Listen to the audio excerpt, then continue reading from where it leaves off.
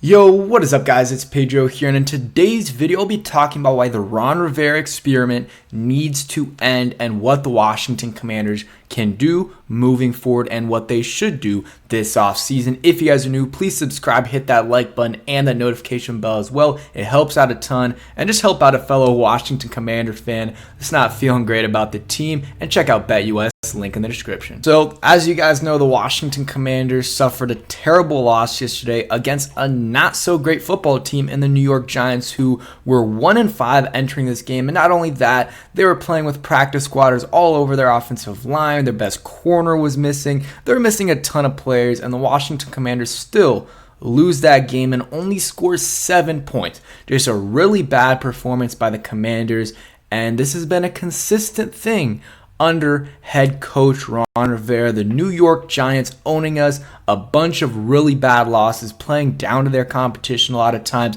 not being prepared entering games, starting the games off super slow, whatever it is, 21-0 in some games, worse in others. The Bears game was 27-3. I had to go there firsthand, and I had to witness that. I paid money to go to that game, drove up 6 hours for that just to watch that. These players and the coaching staff, have complained the last couple years. The fans don't show up, blah, blah, blah.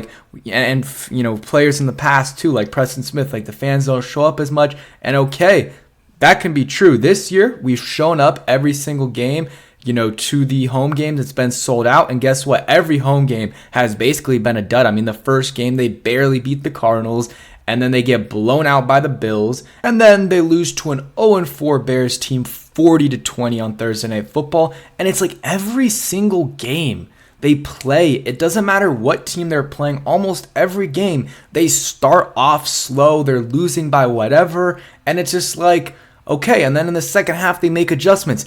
Great that you're making adjustments, but why is it that every single game under a Ron Rivera-led team, we get off to not only in the season we get off to a slow start every year, but every single game? And when you're down 14-0, 17-0, it's just super hard to come back from those games. And sometimes you'll be able to come back, but a lot of times the adjustments you make are way too late. And it doesn't matter who's offensive coordinator or who's defensive coordinator. It's just the same thing happens. Slow starts, teams, it looks like the other team is just, more prepared than us, comes out, faster, wants it more. And then in the second half, we come back. And sometimes we win the game, sometimes, we lose, but usually we win the second half. But it's got to be better than that, man. It's so sick. This under Ron Rivera, it's the same. It feels like deja vu, man. It feels like deja vu.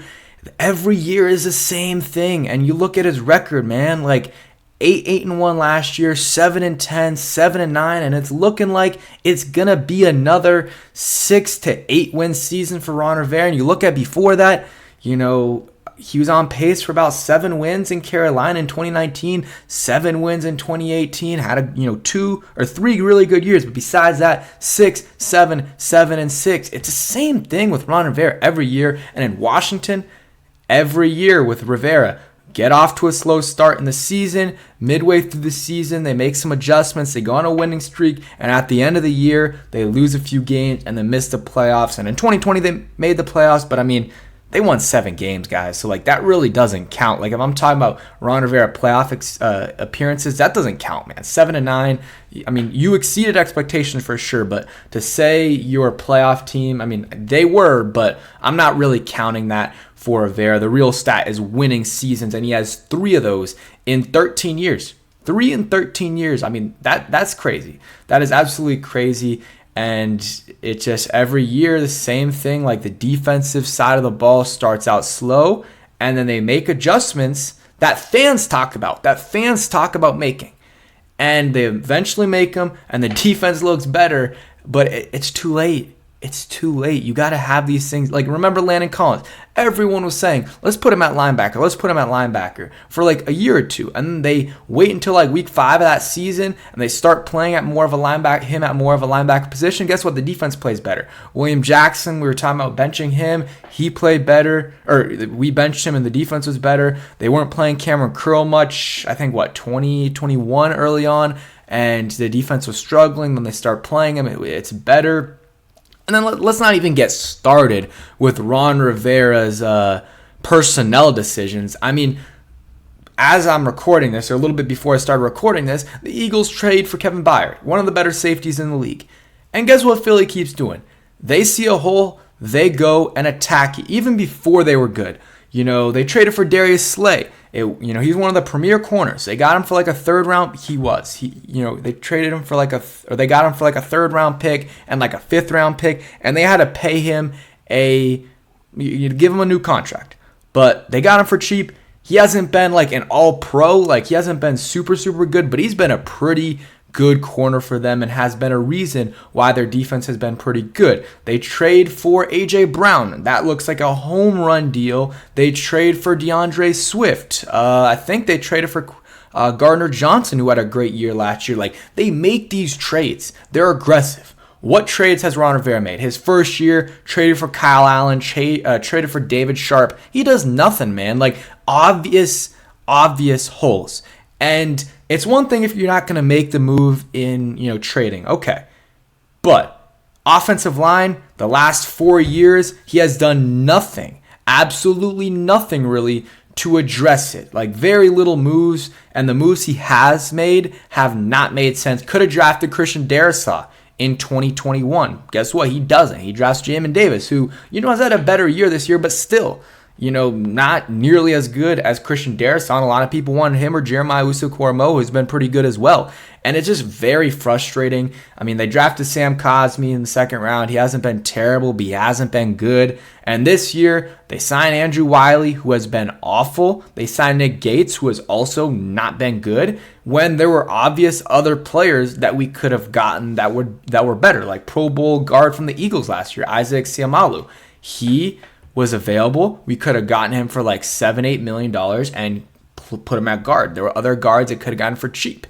And we knew it was going to be an issue, and it's been an issue. Linebacker. It's been a hole every single year he's been here. He addressed it with Jamin Davis, and I guess now that move is looking a little bit better, but still questionable. And then you keep the same guys like David Mayo, Bostic around for every year, Dejon Harris, Milo Eifler. When there's other guys available and you lose Cole Holcomb, sign Cody Barton, there were other guys available, you don't draft any linebackers. It's just this whole experiment with Ron Rivera. It's one thing, and I haven't even gotten to half of it, but it's one thing if it was just him coaching, but he's making these roster decisions, and it just, as a coach-centric approach is almost never going to work unless you have an elite guy, and that guy also has to be a good talent evaluator. Like Bill Belichick, it's been a coach-centric approach there, but recently hasn't worked because he has not, obviously he doesn't have Tom Brady, but he also hasn't been drafting well. But it's worked with him and, some other guys as well, but it's just, it was never really going to work here. I bought into it early on. I really liked Ron Rivera, but it's just been a disaster. And real quick, a word from our sponsor before I get into the other half of this Rivera disaster. And a huge shout out to BetUS for sponsoring today's video. BetUS is the leading online sports betting company. Every sport you can imagine, they have: football, basketball, baseball. They've got college sports as well. They're reliable. They're secure. The website is really easy to navigate. The link is in the description. If you use that link, you get 125% first time deposit match. And you just click that link, hit the get started button, and just put in your information. And it's very easy to do. They've got live bets you can make. They've got parlays, they've got player props, they've got future bets as well. And the NFL season, we're basically at the midpoint, and the Commanders are going to be playing the Philadelphia Eagles at home. They're 6.5-point underdogs, so you can definitely bet on that game as well. Make sure you guys check out BetUS, link in the description to get that 125% first time deposit match. It's a really good deal, and as usual, bet responsibly. Okay, so we're back, and I can go into a whole 3-hour video / live stream about Rivera's player personnel decisions. You look at his last 3 draft picks. Emmanuel Forbes still has time. It hasn't been great. Jahan Dotson, thought he had a good rookie year, but this year it's been abysmal, and the drops are there. It hasn't looked great. And then Jamin Davis, He's been playing up to par as like a second or third round pick, not a first round pick. There are so many other better options there. And then Chase Young, he's the one that has he still hasn't fully hit, but we've only had one full season from Chase Young. This is his second full season. So I like Chase Young. I think he's going to continue to ball out, but that one was like a easy pick. You had the second overall pick. I mean, it was an easy pick for you to make, and they made it. But the drafting hasn't been good. The signings, a lot of them haven't been good. And yeah, it's been bad for Rivera. But also, like, the timeouts he has, sometimes not calling timeouts. Like yesterday, Sam Howell, it was like 8 minutes left in the second quarter. You used no timeouts. It's 3rd and 5, a crucial situation in the game. And the play clock is expiring. What does he do? Doesn't help out his young quarterback. Lets it expire, delay of game, and now it's 3rd and 10. That is a huge difference, especially with our offense struggling, dropping back and holding the ball for even a second before Sam Howell gets sacked. So that's been an issue. Some of his challenges have been questionable. I'm trying to think of other things. I mean, yeah, just clock management has always been bad with Ron Rivera. I mean, with the media too, he's frustrating. Just so many things with him. And again, losing, the last few weeks with him, man, like being outscored 56 points, 2 losses to clubs that were combined 1-9. That just cannot happen. 13 points over the last 5 games. I mean, Eric Bieniemy is another guy, man. And I was high on him. I really liked the hire when they made it, but it's been this past week was really, really bad on Eric Bieniemy. Dropping back, like, I understand you have a game plan. First off, you probably shouldn't be dropping back Sam Howell that many times, but once you see it's not working, man, get away from it. I'm going to make a whole video on that because, yeah, that deserves a separate video, but cannot keep dropping Sam Howell back after seeing how our offensive line was not going to be able to stop their defensive line in Wake Martindale. So it's just frustrating with this Rivera era. And now moving forward, whatever. They can fire him now. They can fire him at the end of the season. It really makes no difference. I don't care. If they fire him now, that's great. I don't have to see him on the sideline with his arms crossed.